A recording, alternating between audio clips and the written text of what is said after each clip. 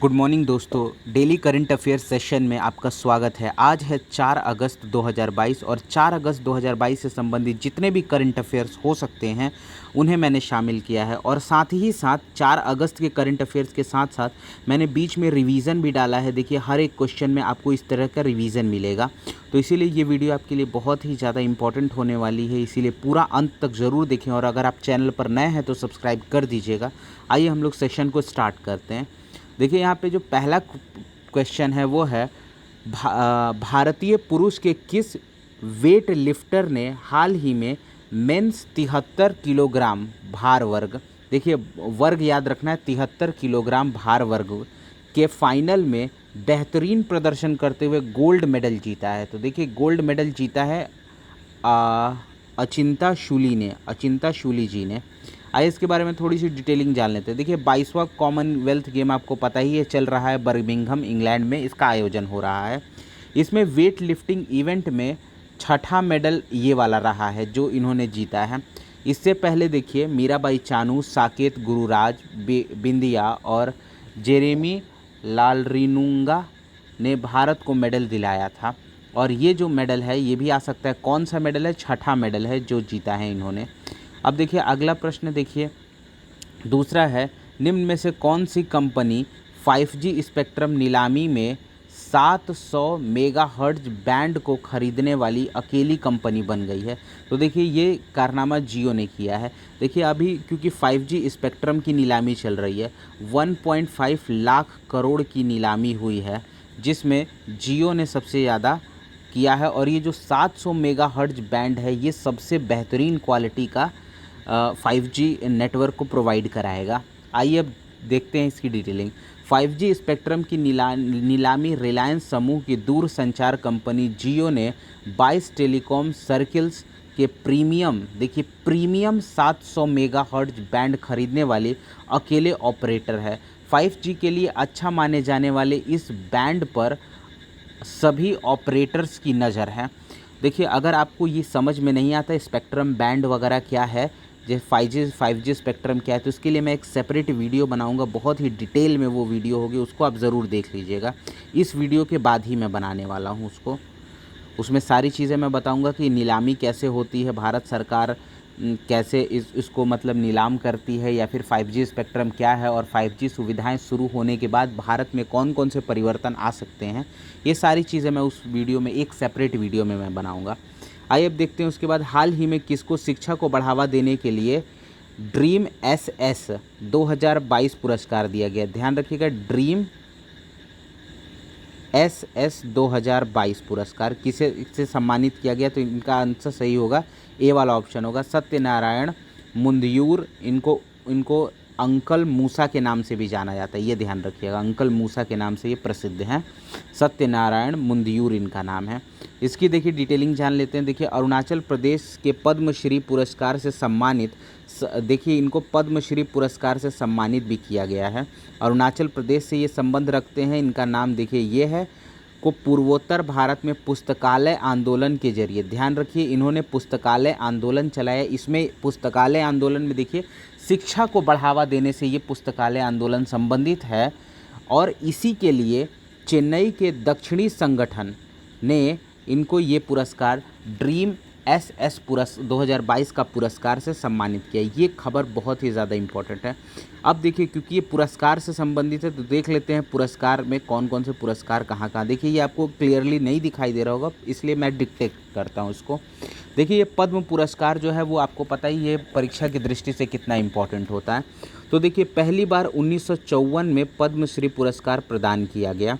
2022 की अगर बात कर लें तो टोटल 128 पद्म पुरस्कार दिए गए। देखिए, ये क्वेश्चन बहुत इंपॉर्टेंट है। टोटल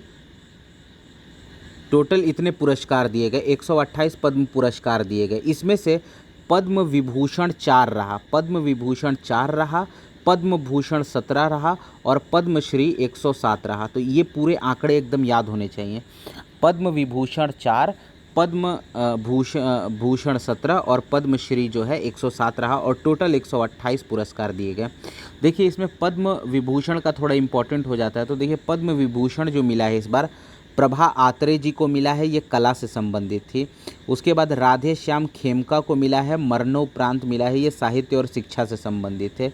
जनरल विपिन रावत जी को मिला है, सिविल सेवा से संबंधित है, ये बहुत इंपॉर्टेंट है, आपको पता ही है जनरल विपिन रावत जी सीडीएस थे हमारे देश के पहले।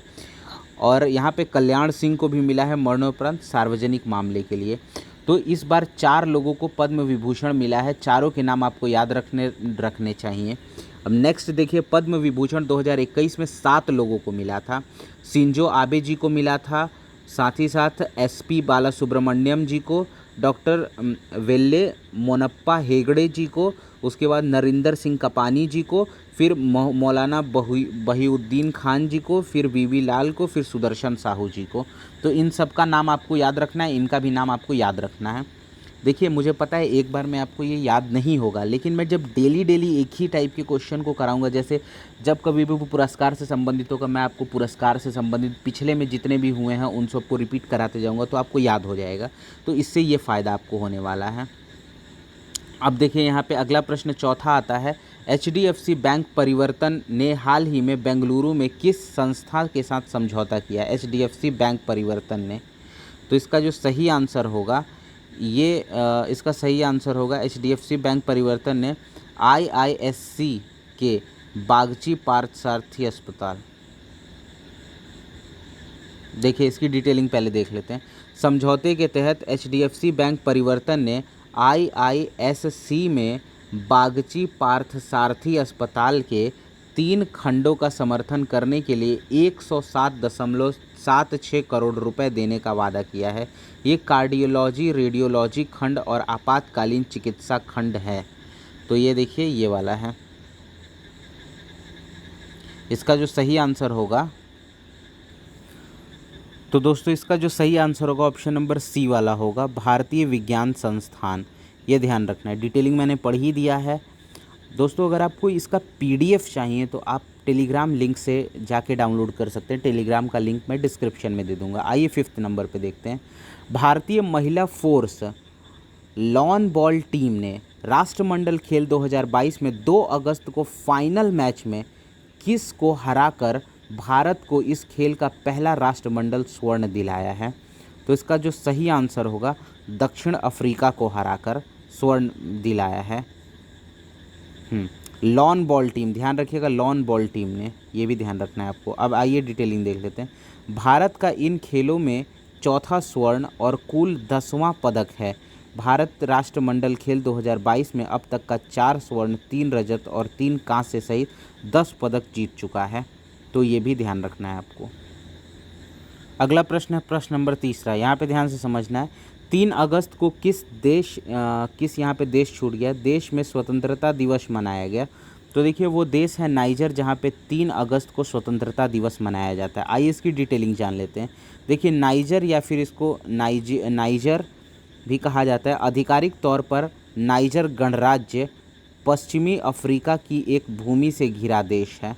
देखिए ये पश्चिमी अफ्रीका में पड़ता है, एक्चुअल में पश्चिमी अफ्रीका में पड़ता है। नाइजर गणराज्य में स्वतंत्रता 3 अगस्त को मनाया जाता है, जो 1960 में फ्रांस से देश की स्वतंत्रता को चिन्हित करता है। देखिए इनके ऊपर फ्रांस का कब्जा था नाइजीरिया पर, और इससे स्वतंत्रता 1960 में 3 अगस्त को मिली थी। तो इसीलिए इनको क्या मनाया जाता है, इस दिन को स्वतंत्रता के रूप में नाइजर में मनाया जाता है। अब अगला देख लेते हैं।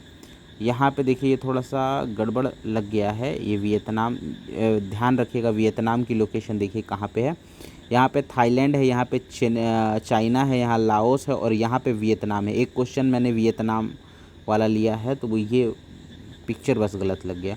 तो यहाँ पे अगर हम लोग पदक तालिका देखें, क्योंकि अभी हम लोगों ने ऊपर एथलीट के बारे में पढ़ा है, तो देखिए यहाँ पर जो टोक्यो ओलंपिक हुआ था उसमें देखिए स्वर्ण पदक जो है नीरज चोपड़ा जी ने जीता था, भाला फेंक में हरियाणा के संबंधित है।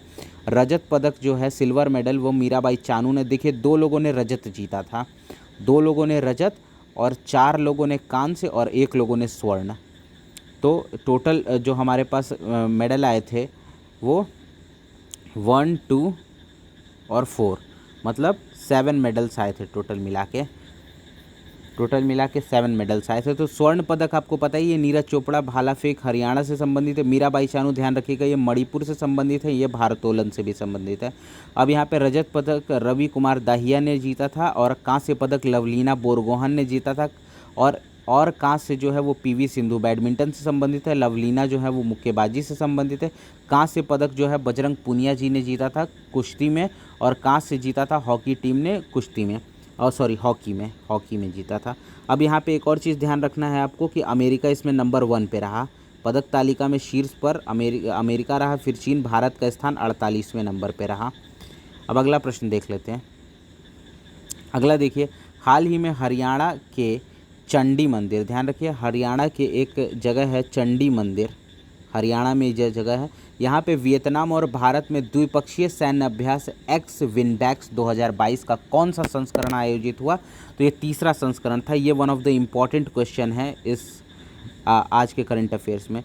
तो यहाँ पे अगर आप देखें तो वियतनाम और भारत में द्विपक्षीय इसलिए कहा जाता है, दो देश जब मिलके खेलते हैं तो मतलब कि अभ्यास करते हैं तो उसको द्विपक्षीय कहा जाता है। यहाँ पे एक्स विनबैक्स 2022 का तीसरा संस्करण भारत में आयोजित हुआ, भारत के हरियाणा में आयोजित हुआ, ये भी ध्यान रखिएगा। देखिए और भी मिलिट्री एक्सरसाइजेज हो चुकी हैं, देखते हैं कहाँ कहाँ क्या क्या थी मिलिट्री। देखिए एक एक्स संप्रीति एक्स जून 2022 में भारत और बांग्लादेश के बीच में आयोजित हुआ, और ये बांग्लादेश में आयोजित हुआ था। एक्स खान क्वेस्ट एक्सरसाइज जो है वो भी जून में हुआ, बहुराष्ट्रीय था, 16 देश और भारत भी इसमें शामिल था। कॉर्पेट का 38वां संस्करण था, भारत और इंडोनेशिया के बीच में हुआ, और यहाँ पे ये भी नौसेना का था और बाकी ऊपर के दोनों थल सेना के थे। बोंगो सागर का तीसरा संस्करण था, भारत और बांग्लादेश के बीच में। वरुण का 20वां संस्करण था, अप्रैल 2022 में भारत और फ्रांस के बीच में। खंजर जो है वो 9वां था, अप्रैल 2022 में भारत और किर्गिस्तान के बीच में। दस्तलिक 3 जो था वो मार्च 2022 में भारत और उज्बेकिस्तान के बीच में। उसके बाद है अगला वाला लैमिटिए था, एक लैमिटिए 9वां संस्करण था, मार्च 2022 में भारत और सेशल्स के बीच में। तो मुझे लगता है इतना याद हो गया होगा। आगे देखिए स्लिनैक्स श्रीलंका के साथ भारत का होता है मार्च 2022 में। उसके बाद है ईस्टर्न ब्रिज 4 जो है भारत और ओमान के बीच होता है। धर्म गॉर्जियन 2022 भारत और जापान के बीच होता है। मिलन जो है वो बहुपक्षीय नौसेना अभ्यास है, विशाखापट्टनम में आयोजित हुआ।